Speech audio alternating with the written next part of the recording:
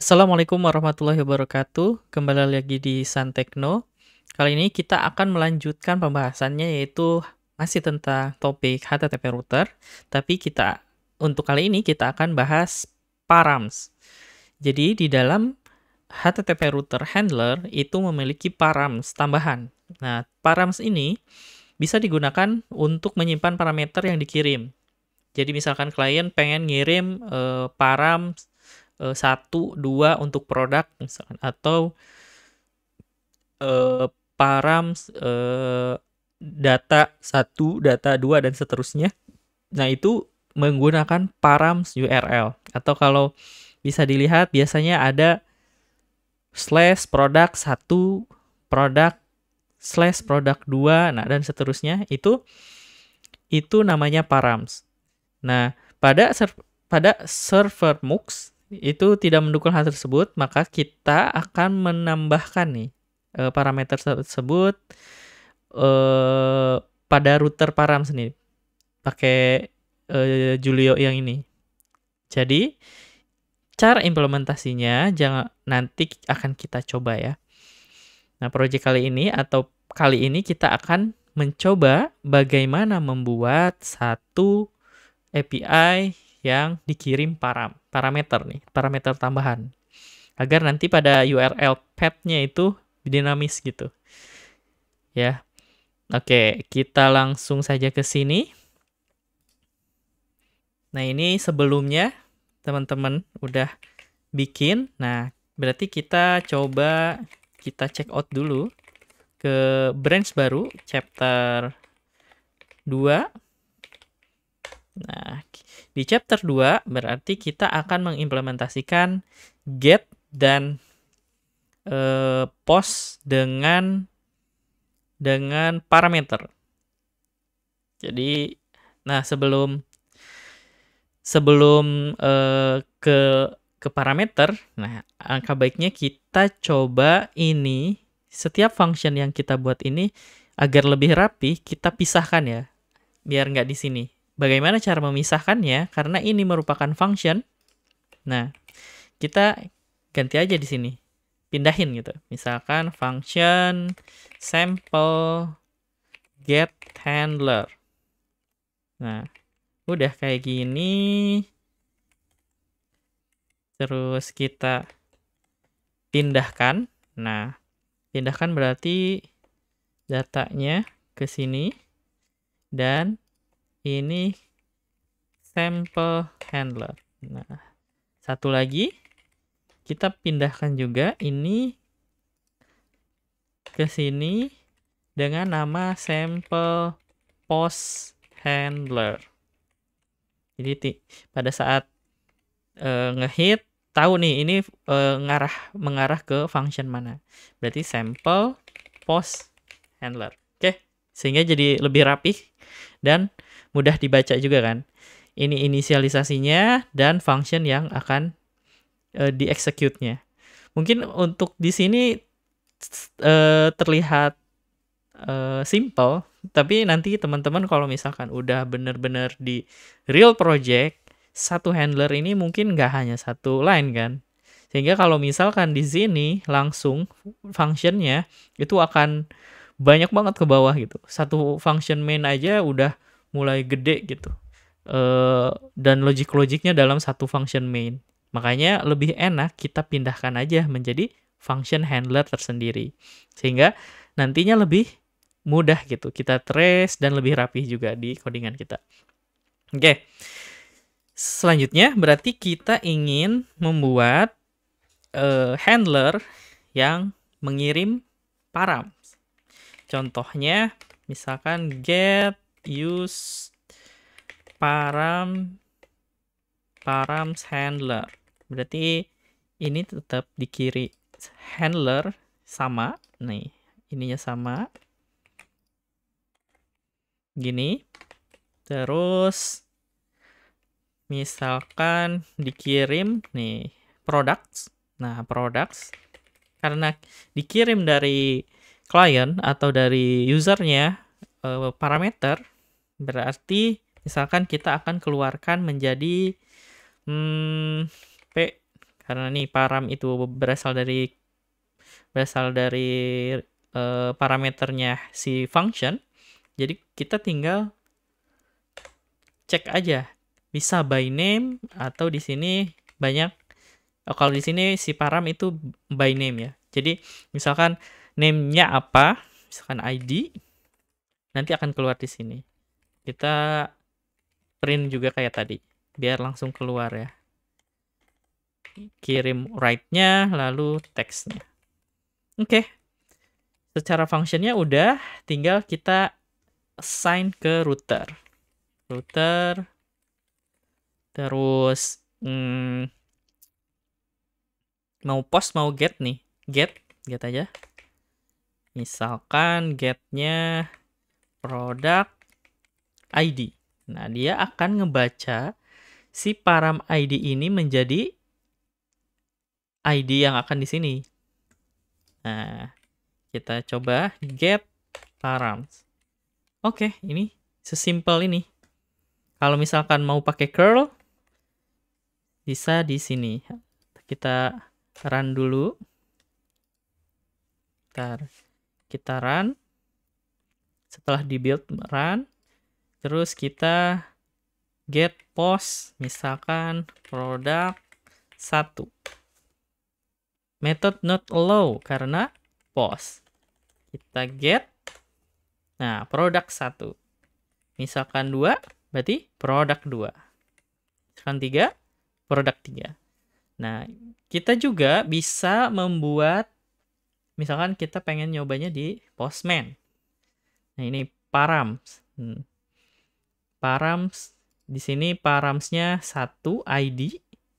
Terus headernya nggak ada karena kita nggak pakai header.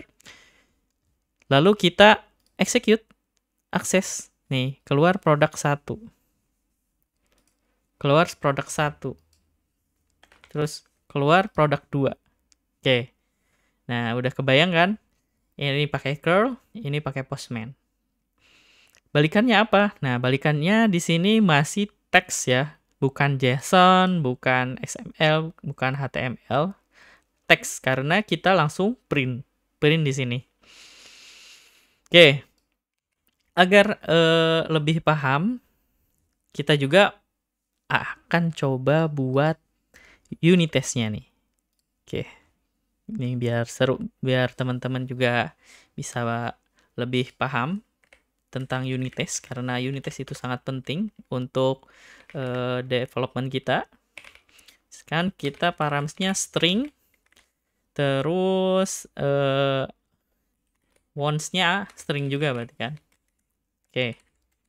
Yang pertama, misalkan case name-nya ketika get params with product 1.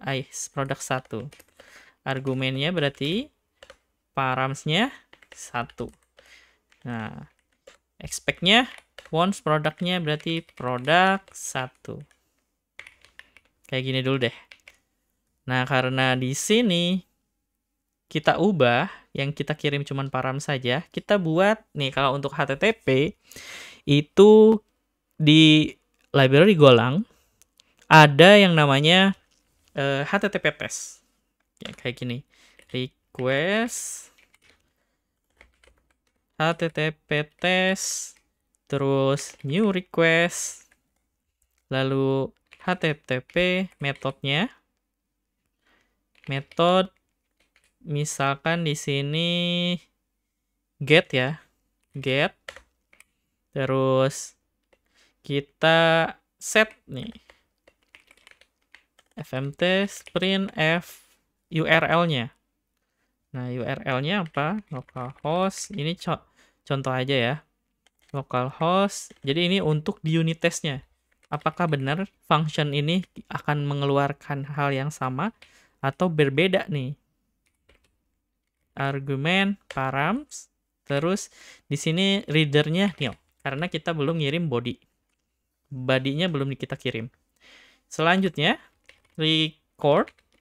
recorder HTTP test, lalu new recorder. Setelah itu kita buat get use misalkan handle param, terus recorder, terus kirim requestnya, terus HTTP router params. Nah, karena paramsnya kita bikin ID, berarti kita buat key ID dan value-nya itu dari params, argumen. Nah, ini yang bawah berarti nggak perlu. Lalu tinggal kita bandingkan nih responnya. Response dari recorder result, lalu dikasih bodinya diambil datanya pakai IO, read-all, respon dari body, karena kita balikin responnya dari body. Lalu kita buat jadi string, body string, karena kita akan cek keluaran dari respon API kita sama yang dikirim itu sama nggak gitu. Yang expected yang kita butuhkan sama yang dibalikan oleh endpoint kita benar atau enggak gitu. Oke, kita coba body string body berarti. Nah, kita bandingkan nih pakai assert equal, pakai equal aja t1 sama body string.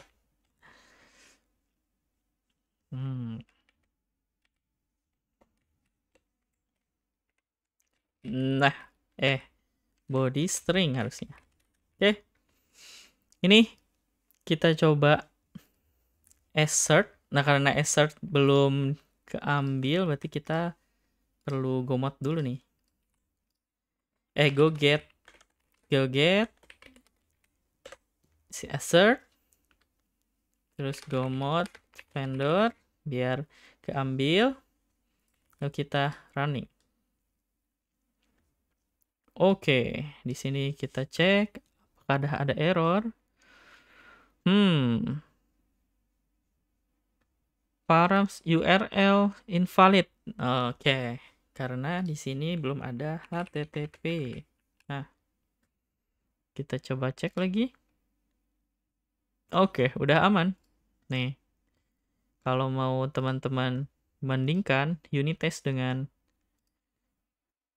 udah pass atau kita running sudah pass, itu untuk ngehandle yang handler. Nah, tuh udah pass. Oke, selanjutnya misalkan ada case lain misal, atau tambahin lah. Karena di sini belum ada case if else dan yang lain, maka kita butuh hanya misalkan kita kirim produk 1 dan produk 2. Expect-nya berarti kan nanti akan mengeluarkan dari responnya itu produk 2. Kita running. Aman. Nah, udah aman juga. Oke, itu adalah kita membuat unit test dari si handlernya, caranya ya. Jadi perlu ada inisialisasi dari sini. Oke, sisanya kita akan coba tambahkan juga unit test dari sample get dan post. Nih, kita ambil dulu biar gampang. Nih, kita tambahkan di sini. Misalkan get ya, yang get berarti kita ambilnya kayak gini. Nah, get. Nah, karena get ini dia dari params gak ada. Nah, jadi kita nggak perlu argumen nih. Hanya ada names dan one string. Oke. Berarti kita cek. Misal kalau tes berarti hello get. Ini kalau kita jalanin langsung dengan metode get, berarti dia akan mengeluarkan respon hello get. Begitupun yang post, berarti kita copy aja. generate post, terus ini param tidak perlu, terus argumen tidak perlu, once-nya adalah string. Dan ini kita copy aja. Karena sama. Datanya sama. Gini, ini kita tambahkan di bagian bawah. Yang dikirim, yang di hit adalah sample post. Dan metodenya ganti, jangan lupa method post. Di sini udah aman, di sini juga aman. Di sini harusnya post, di sini juga post. Kita execute, sudah benar. Satu lagi untuk yang handler, get, sudah benar. Kita coba running semuanya.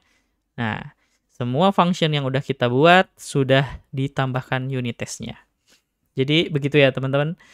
Untuk menguji function kita itu benar, respon dan resultnya coba pastikan dengan menggunakan unit test. Even itu adalah endpoint ya, API, itu sangat perlu sekali kita unit test. Oke, segitu aja dari saya untuk kali ini. Jangan lupa nanti tonton lagi di episode selanjutnya. Terima kasih. Wassalamualaikum warahmatullahi wabarakatuh.